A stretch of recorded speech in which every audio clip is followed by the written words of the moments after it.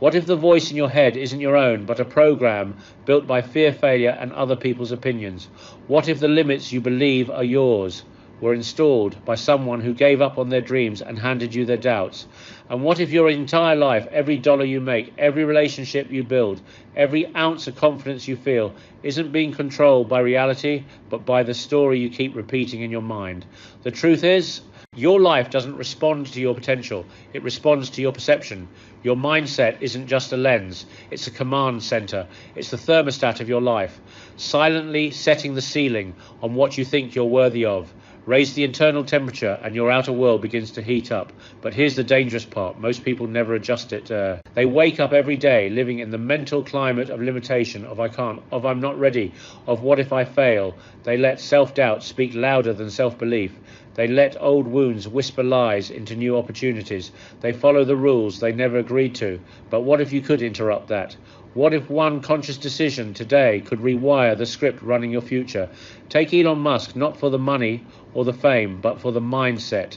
This man built electric cars, rockets and satellite systems simultaneously, not because it was easy, but because his mindset made the impossible feel inevitable. He doesn't operate from limitation, he operates from conviction. And that's what separates winners from watchers. Winners audit their thoughts like a CEO audits a failing company. They do what I call a thought audit, writing down every belief that runs on autopilot, then challenging each one like a hostile witness. Is this belief mine or did I inherit it? Does it serve me or sabotage me? And then, here's the key, they destroy the ones that no longer belong, because the mind, just like your body, only grows under pressure.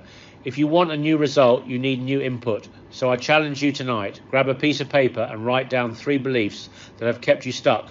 The ones that say, I'm too old, I'm not good enough, I never finish what I start. Write them down, stare them in the face, and then burn them, rip them, destroy them. Do it symbolically, because once you choose to break the loop loses its power. Most people are living with a default mindset, handed to them, not chosen by them. But you're not most people, not anymore. You're the author now.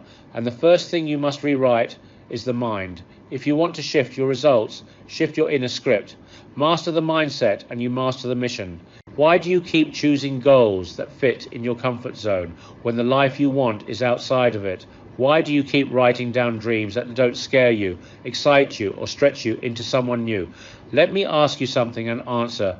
Honestly, when was the last time you set a goal that actually made your palms sweat, that made you nervous to speak it out loud, because part of you didn't even believe it yet? Most people never do. They set soft goals, safe goals, because they're addicted to the illusion of progress without the risk of failure. But here's the raw truth. If your goals don't scare you, they will never grow you. If they don't shake your nervous system and wake up your survival instinct, they won't change your identity. The version of you who reaches fortune, the one who steps into abundance, influence, impact, that version is hidden behind fear, and you'll never find them by playing small. Let me tell you about a guy named Ryan. Ryan grew up in a small town in Ohio, good kid, smart, respectful but safe. He followed every rule. Every structure did what he was supposed to, got decent grades, landed a job at a regional insurance firm, made a livable salary, and went home every day feeling a little more hollow. He wasn't failing, but he wasn't rising either. One night, after getting passed over for a promotion again, Ryan sat in his car in the parking lot, headlights of tears in his eyes, not because he was broken, but because he finally admitted to himself that he was coasting, living on cruise control, living inside the borders of a life he never dared to redraw. That night something shifted. He pulled out a napkin from his glove box and wrote 5 words, I will build my empire. No specifics, no roadmap, just a terrifying declaration that felt so foreign to the version of himself he had been pretending to be. The next morning Ryan quit his job. Not recklessly, but decisively. He enrolled in a weekend course for real estate. Investing got laughed at by his old co-workers, told he was making a mistake by his family, and had to deal with the silence of friends who were comfortable with him staying average. But Ryan kept moving. He set a new kind of goal, a goal that made him question if he was even worthy of it. And that's how you know you're aiming high enough. If your goal doesn't trigger imposter syndrome, you're not dreaming big enough. He gave himself 12 months to build and flip 3 properties. He didn't know how, he just knew he would. Month 1, he failed. Month 2, another failure. Month 3, he almost gave up. And this is the emotional peak right here. He was down to his last $200 rent was due in 9 days, and he was sitting on a deal that needed $1,000 to close. And that night he almost folded. He sat there pacing the floor, asking the same question you probably asked in silence. Maybe I'm not cut out for this. But instead of breaking, Ryan made one final call to a local investor he met at a meetup 2 months before. He pitched the deal, offered to split the profit 70-30 if the guy fronted the cost. They closed the deal. 37 days later, Ryan cleared $26,000. That was the ignition point. From there, everything changed, but it didn't change because he worked harder. It changed because he finally chose a goal that was so bold it forced a new version of him to emerge. Most people never experience that because they keep choosing goals that feel doable, achievable, comfortable. But hear this warning and hear it well. Small goals don't protect you from failure, they guarantee it. You don't fail when you dream big and fall short. You fail when you dream small and hit the target. So what kind of goal should you be setting? A goal that demands sacrifice, a goal that stretches your skill, your identity and your standards, a goal that forces you to become someone new in order to reach it. Not because growth feels good, but because growth is the only thing that unlocks your next level. This is not about reckless ambition. It's about aligned obsession, goals that come from your gut, not your ego. Goals that make your hands tremble when you speak them. And here's how you know it's the right one. It terrifies you, but you can't stop thinking about it. It keeps you up at night, and yet something inside you whispers, what if it's possible? That's the seed, that's the sign. Now you water it with action. Break it down. Divide that goal into daily non-negotiable behaviors. Want to make $1 million? Break it into what you need to make this year, this month, this week, today. Want to become a speaker? Book the first free gig and bomb in front of 12 people. Want to write a book? Start with 1 page every night for 90 days. It's not about reaching the summit in a day. It's about moving like a climber, 1 step at a time, regardless of the storm. Here's what they don't tell you. The fear never fully disappears, but the more you move, the more you normalize the altitude. You learn to breathe where others panic. You start to find your rhythm on terrain that used to paralyze you. That's what goal setting really is. It's nervous system expansion, and your life will only expand to the degree that you're willing to feel discomfort and move through it. So let me ask you, what goal are you avoiding because it feels too big? What vision have you buried because it made your friends uncomfortable? What dream have you downsized to fit someone else's expectations? Unbury it. Breathe life back into it and then take the first step, because in the end you'll never be remembered for what you almost did. You'll be remembered for what you chased when it didn't make sense. The life you want isn't found in safety. It's found in the decision to leap before you're ready. And that leap, that terrifying, exhilarating leap, is the difference between average and fortune. So jump and build your wings on the way down. Let me ask you something. How many times have you known exactly what you needed to do, had the plan, had the vision, even had the time, but still didn't follow through? How many mornings did you promise yourself you'd start only to hit snooze on your own potential? And how many goals have died quietly in your mind? Not because you weren't capable, but because you lacked one thing: relentless self-discipline. That's the hidden wall between average and fortune, not talent, not intelligence, not luck, discipline. And it's not glamorous. It's not the moment on stage. It's not the applause or the finish line. It's the invisible, brutal hours when no one is watching. It's doing what you said you'd do long after the mood you said it in is gone. I want to tell you about someone. His name's Matt, mid-30s. Grew up in Jersey, worked sales for nearly a decade, good at his job, even liked parts of it. But deep down, he always wanted to build something of his own. Not for the money, but for the legacy, for the freedom to look in the mirror and say, I did that. Every new year, Matt would write out goals, start the business, get in shape, wake up at 5 a.m., read a book a month. But by February, the gym card was gathering dust. The alarm clock was snoozed half a dozen times, and the business plan still stuck in a Google Doc titled Someday. One night after another 12-hour day at the office, Matt got home, opened the fridge and just stood there, tired, numb, and he heard this thought float through his head: maybe this is just who I am.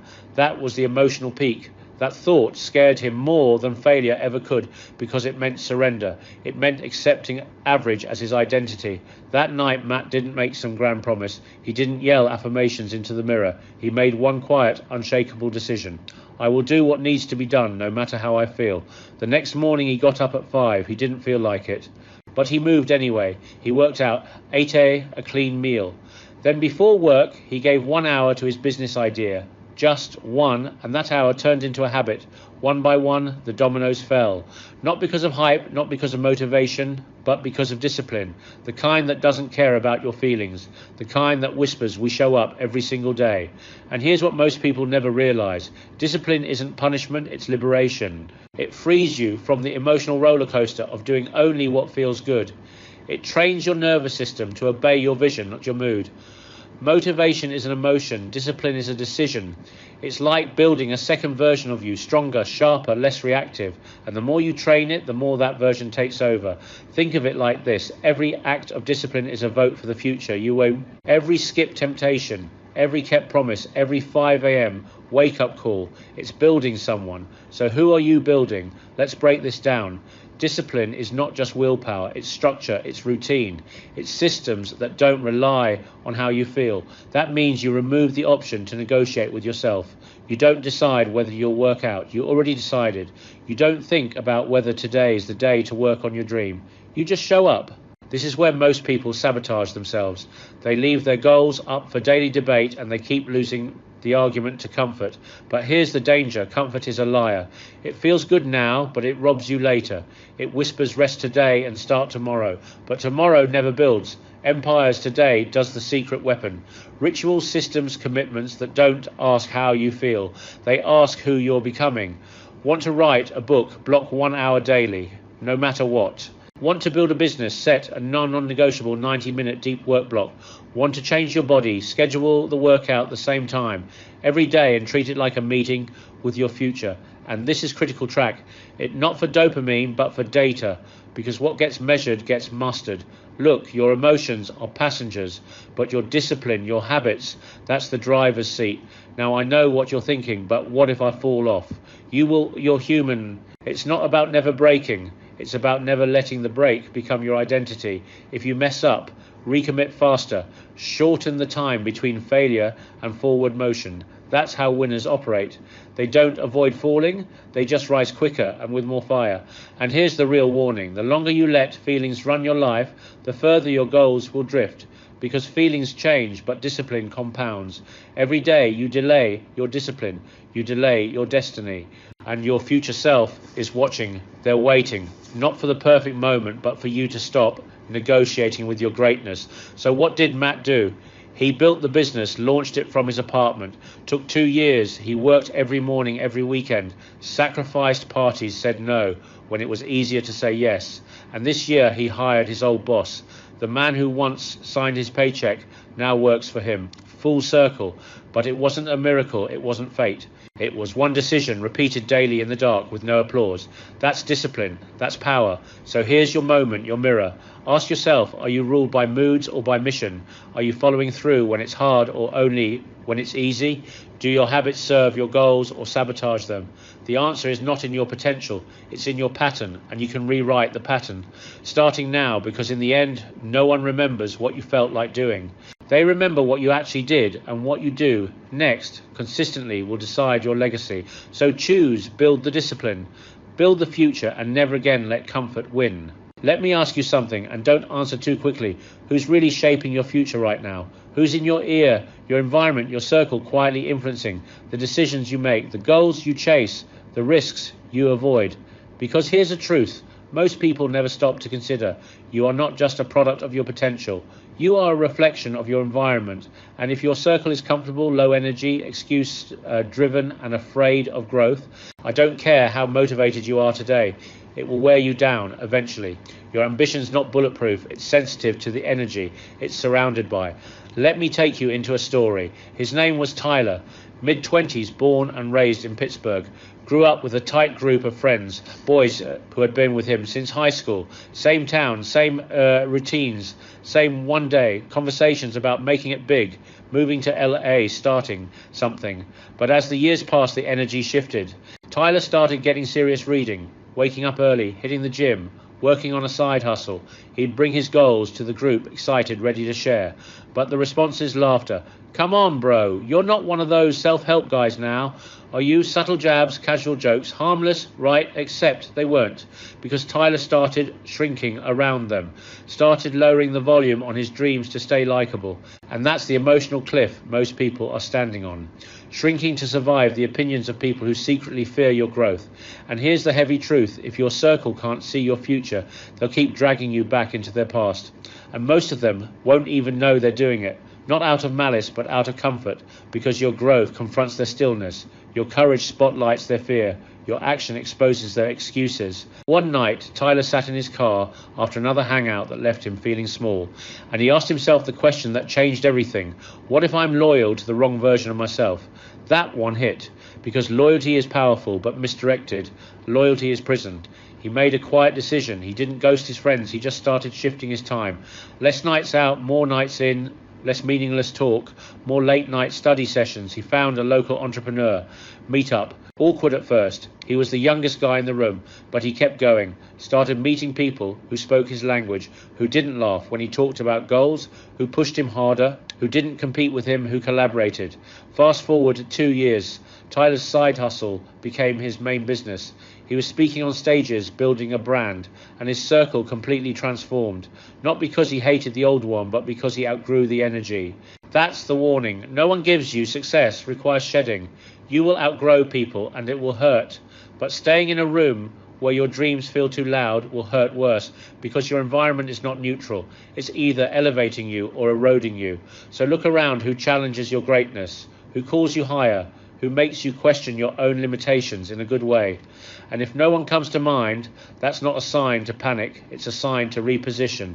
Success is not built in isolation, but it is chosen in solitude. You have to be brave enough to walk alone until you find your people, your real circle, the one that doesn't drain you, the one that sees the version of you you're becoming and speaks to that person, not just the one you've been. So how do you make the shift? First, audit your circle, quietly, intentionally. Who are the top 5 voices in your life right now? Write them down. Ask yourself, do they expand me or keep me contained? Do they hold me accountable or let me slack off? Do they inspire me or do they justify mediocrity? And here's the kicker. If the answers make you uncomfortable, good. That discomfort is a signal. Then start small. You don't need a billionaire mentor on day one. Find someone who's one level above you in mindset, work ethic, clarity. Follow their content, engage with their work, join communities where ambition is the norm, not the exception. Proximity to greatness changes you faster than any book ever will, because when you see someone living the life you've only dreamed of, something in your brain clicks. Not just they did it, but I could too. Energy is contagious, so if you want to think bigger, move faster, play smarter, get around people who made it normal. Stop seeking validation from circles you've already outgrown. You weren't born to be understood by everyone. You were born to become undeniable. And becoming undeniable requires friction, elevation, tension. Not everyone will clap when you change, but change anyway. Because if your environment doesn't challenge your habits, your standards, your beliefs, it's not your environment, it's your cage. And no one builds an empire in a cage. So what's the move? Start curating your world. People, content, habits, audit it all. Make your environment so fertile with excellence that greatness becomes your default, not your dream, your standard. Because at the end of the day, it's not just about what you're capable of, it's about who's around you feeding or starving that capability.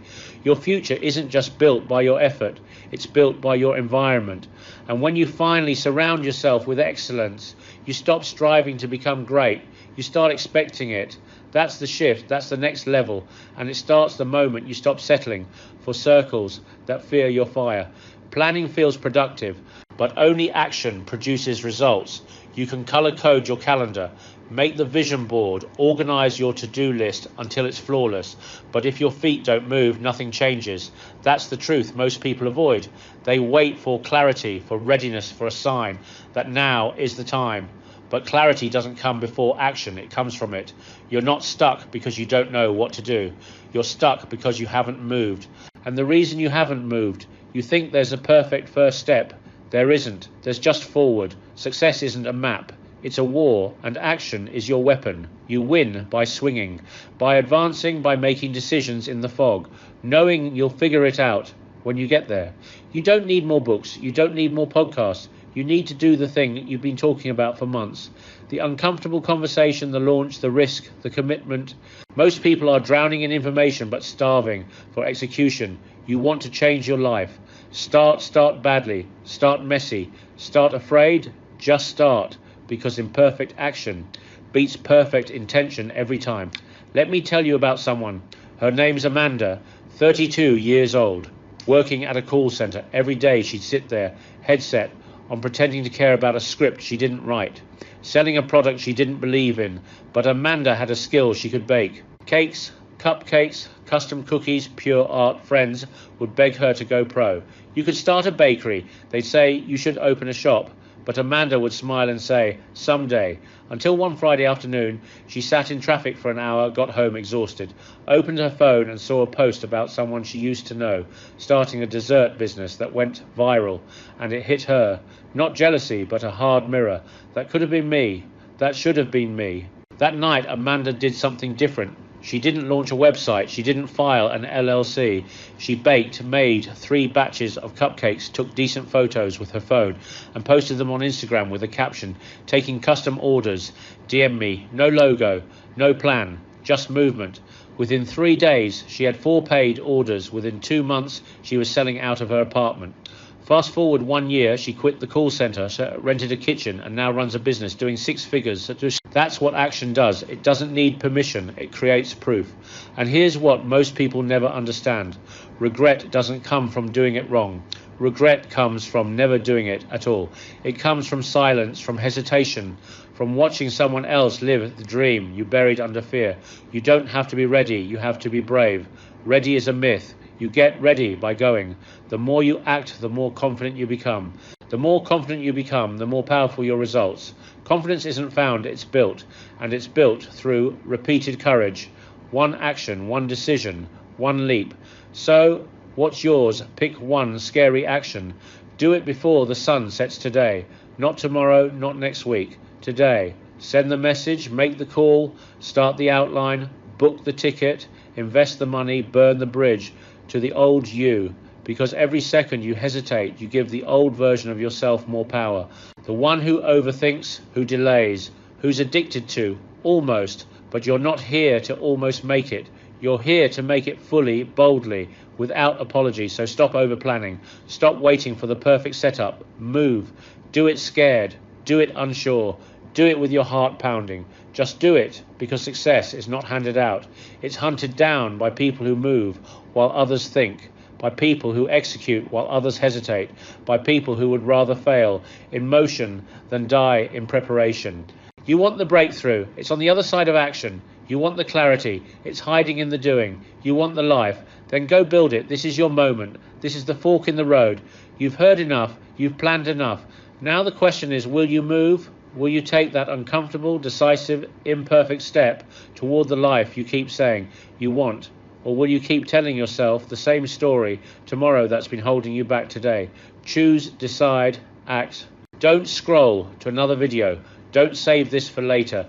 Take action, massive action. Fortune favors the bold, and fortune starts with movement. So if you're ready, drop a comment right now and say, I move. Let the world know, let yourself know, then go do the thing. Because you were not born to play small.